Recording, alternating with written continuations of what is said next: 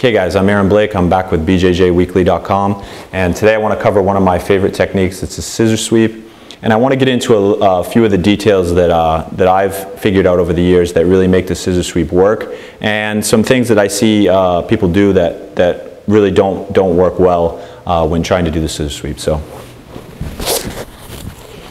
So there's a few main points that you need to remember when you do the scissor sweep.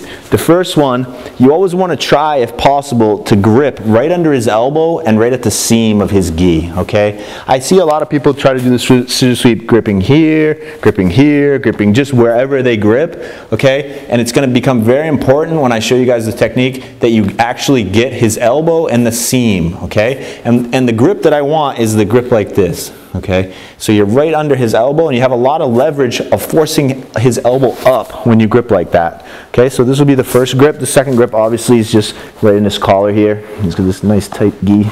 Good, just like that.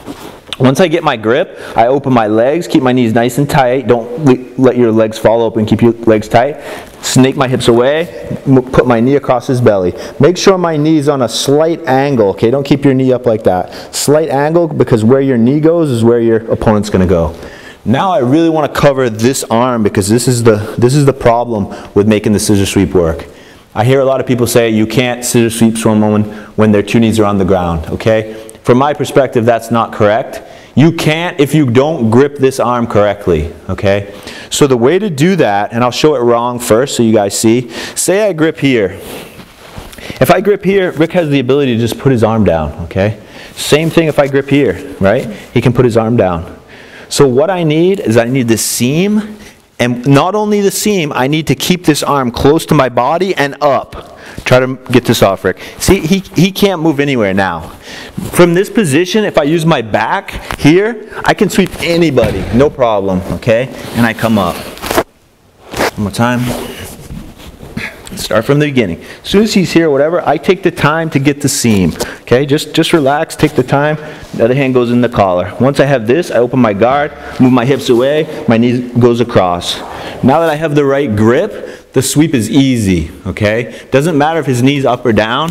I just use my back here to twist him to make a angle with his hip, with his shoulders, excuse me. And then I just scissor my legs, and then I just follow, ride him right up. Once I'm here now, I use my back strength. I see a lot of guys do this, okay? Or I see them do this, right? There's no power there. Think about a deadlift. All right, if you're trying to deadlift somebody, would you go up with your hands like this and try to go like that? No, not unless you want to rip your biceps off your arms. So everything's straight here, hanging. I use my lower back strength. Then I have so much power to sweep, and then I come up. Okay, I told you guys, but I want to make sure you remember right under the elbow, because what I'm going to see you guys do is you're going to grab up here by the tricep and you're going to grab down here by the arm. So I really want to reiterate, it needs to be the elbow. The reason why, if I grab up here on the tricep, he has so much, he can put the hand down, right? If I grab too low, same thing. He can put the hand down. If I grab right at the elbow, number one, I can put a tremendous amount of pressure on his elbow. And number two, try to go now. Because I can raise my own elbow, my shoulder, he can't stop me, okay? If I'm up here and I try to raise my arm, try to go over, he can go over, okay? If I go down here, it's easy for him to stop. I can't do anything, okay? So I need to be right at his elbow. Remember that. However, some guys like Rick have really long legs and they put their base really wide, okay? When this situation happens, now it is going to be difficult for me to go for the scissor sweep.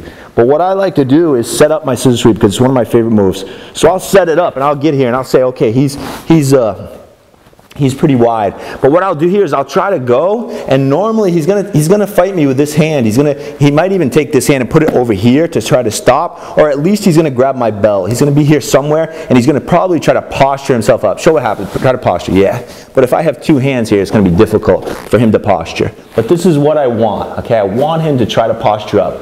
Once this happens, I let go with my left hand, I come through, and I grab his wrist right here, his gi. Once I have this, I do two things at once.